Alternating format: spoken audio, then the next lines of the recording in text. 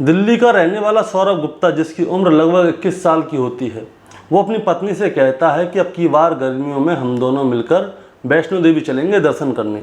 उसकी पत्नी जैसे ही ये वाली बात सुनती है वैष्णो देवी जाने की, तो उसकी पत्नी बहुत खुश होती है। फिर वो दोनों मिलकर एक वक्त निकालते हैं जिसमें कि वो लोग वैष्णो देवी दर्शन करने के लिए जाते हैं। लेकिन उन्हें ये नहीं पता था कि ये शायद उनकी ज़िंदगी का आखिरी पल हो सकता है।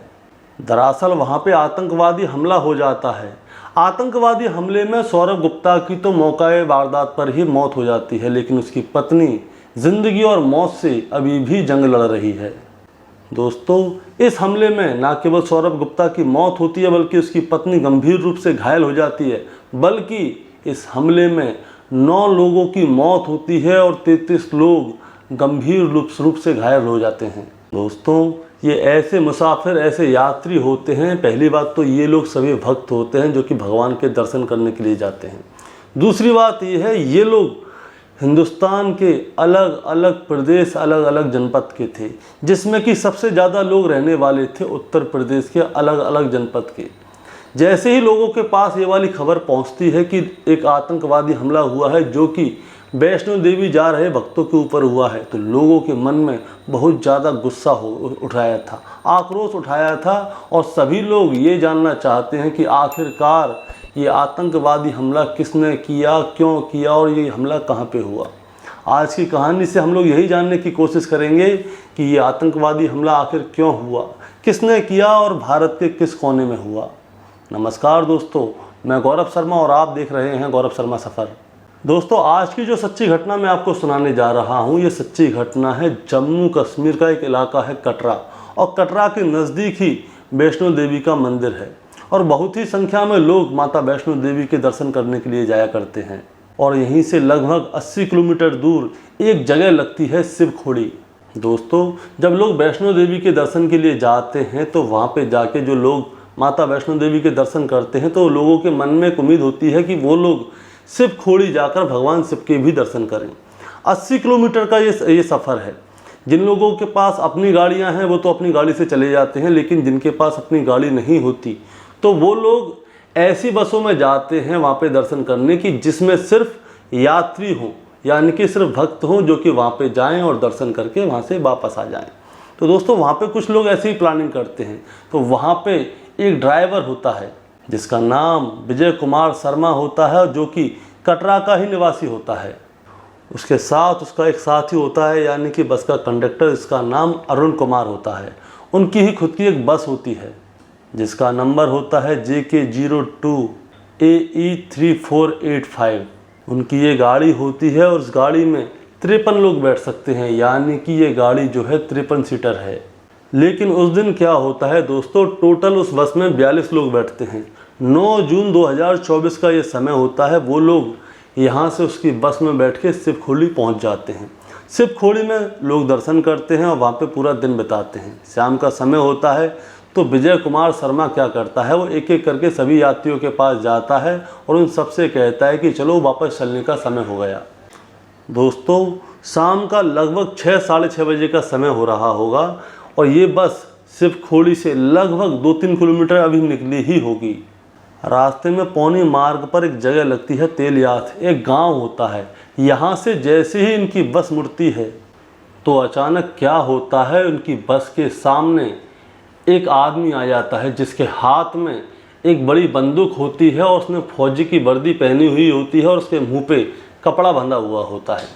अब विजय कुमार शर्मा उसकी तरफ देखता है तो वो क्या करता है, विजय कुमार शर्मा की तरफ बंदूक उठाता है और बस रोकने का इशारा करता है। लेकिन विजय कुमार शर्मा कुछ समझ जाता है कि शायद कुछ गड़बड़ है, क्योंकि दोस्तों उस जगह पे जो है आतंकवादी घात लगाए बैठे हुए थे, छुपे हुए थे।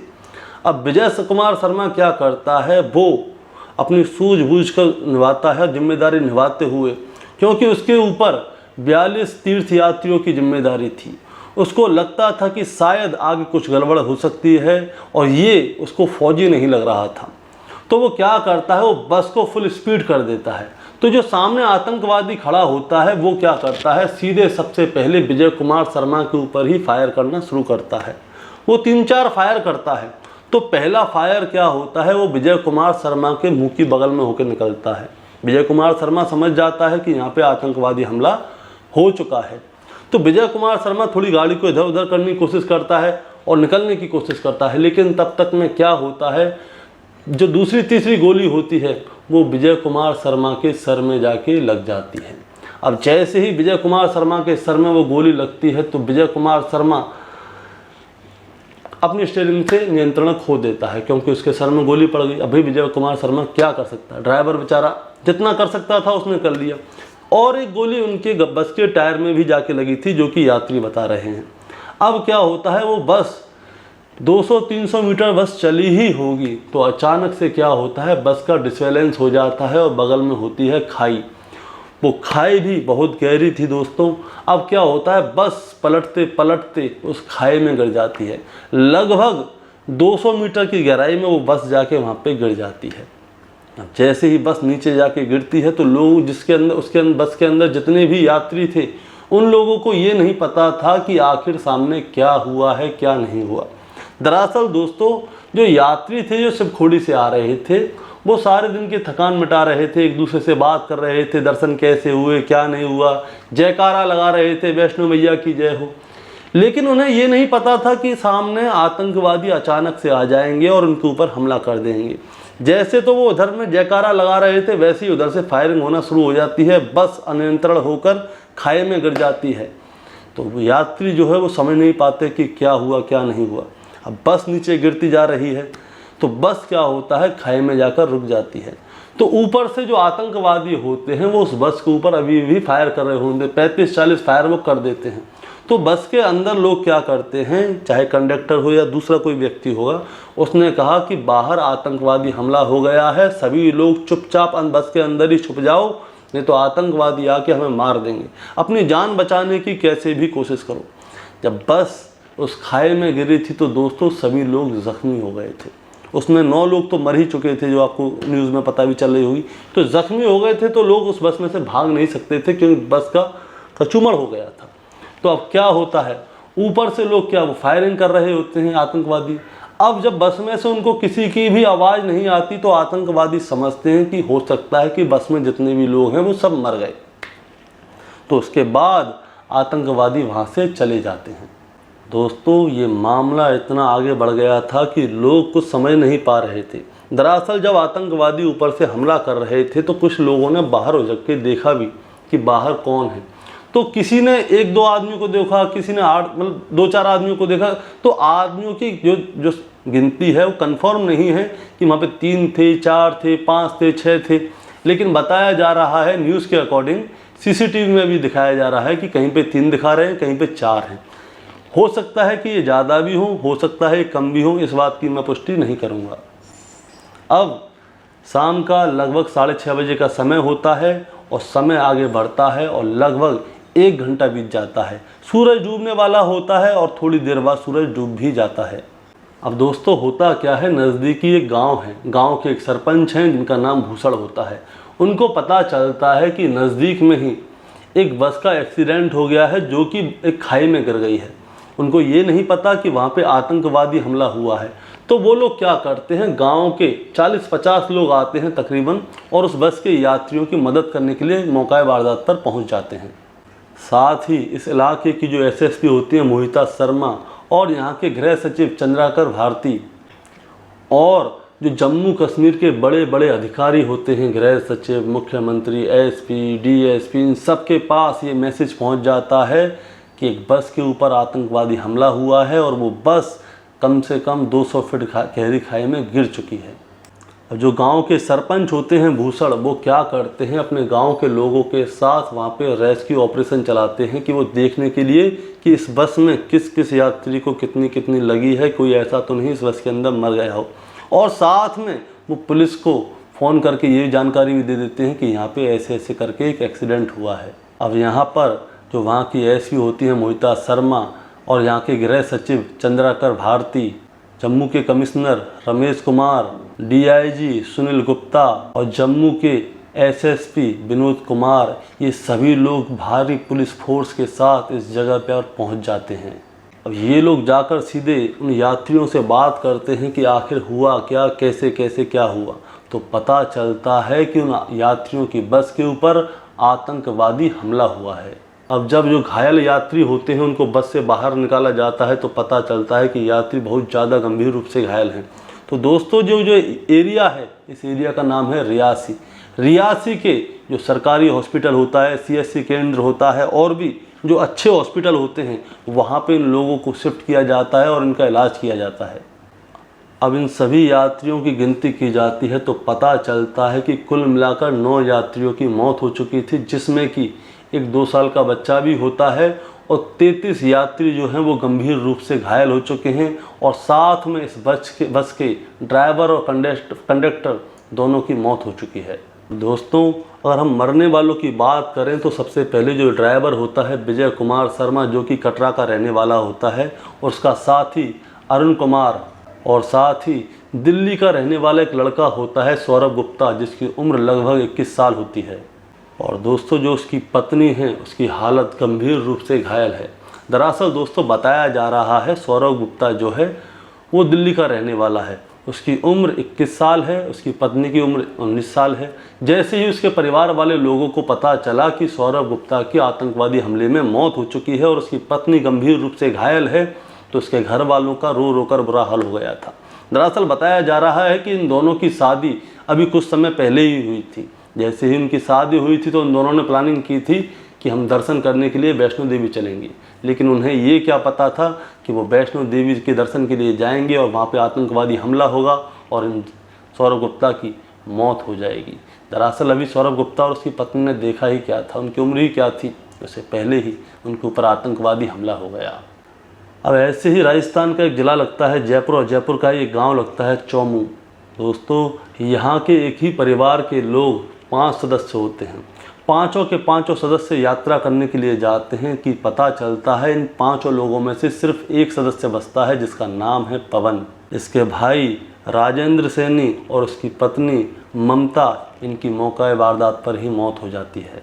और जो पवन है उसकी पत्नी, उसका नाम है पूजा सैनी, उसकी भी यहाँ पर मौत हो जाती है। और उसका 2 साल का बच्चा होता है देवांश, उसकी भी मौत हो जाती है। ये वही बच्चा है दोस्तों जो मैंने आपको शुरुआत में बताया था कि 9 जो यात्री मरे थे उनमें एक 2 साल का बच्चा भी था, उसका नाम देवांश था। दोस्तों मरने वालों की संख्या जो है वो 9 बताई जा रही है, अभी संख्या ख़त्म नहीं हुई। उत्तर प्रदेश का एक बलरामपुर ज़िला लगता है, उसकी एक तहसील है सदर तहसील, और सदर तहसील का ही एक गाँव है कंदमारी। वहाँ की रहने वाली रूबी, जिसकी उम्र लगभग 15 साल बताई जा रही है। और इसी ज़िले का अतरौली तहसील का रहने वाला अनुराग वर्मा, इसकी भी मौत हो जाती है। दोस्तों कुल मिलाकर मरने वालों की संख्या 9 हो जाती है और घायलों की संख्या 33 हो जाती है। घायलों में बताए जा रहे हैं नोएडा के बंटी, रश्मि, मीरा, राजस्थान के पवन, उषा, दिल्ली के राधा देवी, राघव, दीक्षा। इस तरह से दोस्तों घायलों के नाम हैं, 33 नाम हैं। किस किस के नाम में अब आपको गिनाऊं? दोस्तों ये आतंकवादियों ने आतंकवादी हमला तब किया जब नरेंद्र मोदी जी दिल्ली में अपने कार्यकाल के लिए शपथ ले रहे थे। दरअसल एक तरफ देश में नई सरकार का जश्न मनाया जा रहा था, सभी मंत्री अपने अपने शपथ ले रहे थे कि अपने अपने पदों के लिए, और दूसरी तरफ जम्मू के रिहायशी इलाके में आतंकवादियों ने एक यात्रियों की बस पर हमला कर दिया, जिसमें कि 9 लोग की जान चली गई और 33 लोग घायल हो गए थे। दोस्तों जब पुलिस इस मामले की जांच पड़ताल करती है तो उनको पता चलता है कि विजय कुमार शर्मा जो इस बस का ड्राइवर होता है, उसने पूरी कोशिश की थी यात्रियों को बचाने की, लेकिन यात्रियों को बचाते बचाते इस कांड में उसकी भी जान चली गई। दोस्तों बताया जा रहा है कि इस मामले की जांच NIA के द्वारा करवाई जाएगी और ये आतंकवादी हमला किसने किया है, क्यों किया है, क्या मकसद था, इसकी पूरी डिटेल सामने आएगी। लेकिन बताया जा रहा है कि इसमें पूरा हाथ पाकिस्तान का है, क्योंकि आज से 8-10 दिन पहले लगभग 10 से 12 आतंकवादी हमारे भारत में प्रवेश कर चुके हैं और उन आतंकवादियों ने जम्मू कश्मीर के लोकल लोगों से उनकी जान पहचान है तो उन लोगों का सहारा लिया है, उसके बाद में इस हत्याकांड को अंजाम दिया है। इन सभी लोगों की जांच पड़ताल की जा रही है कि आखिर जो लोकल हैं उन्होंने कौन कौन लोग हैं जिन्होंने कि इन आतंकवादियों का साथ दिया है। दोस्तों इस मामले में सरकार ने ऐलान किया है कि जो मर चुके हैं उनके लिए 10-10 लाख रुपए दिए जाएंगे और जो गंभीर रूप से घायल हैं उन सबको इलाज कराया जाएगा और साथ में उनको 50-50 हज़ार रुपये दिए जाएंगे। बताया जा रहा है कि इन आतंकवादियों ने ये हमला इसलिए किया क्योंकि अब अमरनाथ यात्रा शुरू होने वाली है, साथ में वैष्णो देवी के लोग भी दर्शन करते हैं। तो आतंकवादी चाह रहे हैं कि जो हिंदू समुदाय है वो अमरनाथ यात्रा में शामिल ना हो और वैष्णो देवी के दर्शन ना करे। तो दोस्तों एक छोटी सी बात मैं आपको बताना चाहूँगा कि अगर यात्री वहाँ पे दर्शन करने के लिए नहीं जाएगा तो ये बेवकूफ़ आतंकवादी हैं, इनको शायद जानकारी नहीं है कि वहाँ पे लोगों के खाने के लाले पड़ जाएंगे, क्योंकि ना तो उस एरिया में कोई इंडस्ट्री है ना कोई कामकाज है। जितना भी लोग वहाँ पे खाते हैं कमाते हैं, होटल है, गेस्ट हाउस है, चाहे जो भी जगह है, हिंदुस्तान में ही नहीं सारी दुनिया में जो पहाड़ी इलाके हैं वो सिर्फ यात्रियों की वजह से ही चलते हैं। ये लोग अपने ही लोगों को भूखा मारने की पूरी प्लानिंग कर रहे हैं। अगर सारा देश इस बात में एक हो गया कि वहाँ पे आतंकवादी हैं, वहाँ पे नहीं जाएंगे, तो ये लोग क्या खाएंगे क्या पिएंगे? उस जगह को खाली करके लोगों को भागना पड़ेगा। दोस्तों सरकार का कहना है कि जो भी इस आतंकवादी हत्याकांड के पीछे है उन सबको ढूंढकर मारा जाएगा और किसी को भी बख्शा नहीं जाएगा। और विपक्ष का कहना है कि सरकार ने एक बार जैसे एयर स्ट्राइक की थी वैसे ही दूसरी बार भी एयर स्ट्राइक कर सकते हैं और अपने जो 9 श्रद्धालु मरे हैं उनकी जान का बदला ले सकते हैं। दोस्तों मैं आपको एक बात और बताना चाहूँगा, ये बस जिस दिन मोदी जी ने शपथ ली थी उस दिन गिरी थी। उससे एक हफ्ते पहले एक और बस पलटी थी वैष्णो देवी में ही, वो यात्रियों से भरी हुई थी, उसमें एक भी यात्री नहीं बचा था। इस बस में यात्री बच गए थे तो इन लोगों ने अपने मुंह से बताया कि आतंकवादी हमला हुआ था इसलिए ये बस उस खाई में गिरी थी। अगर यात्री मर जाते तो कौन बताता इस बस पे आतंकवादी हमला हुआ है? सभी लोग इस बस को एक्सीडेंट समझते और यात्री तो मर चुके हैं।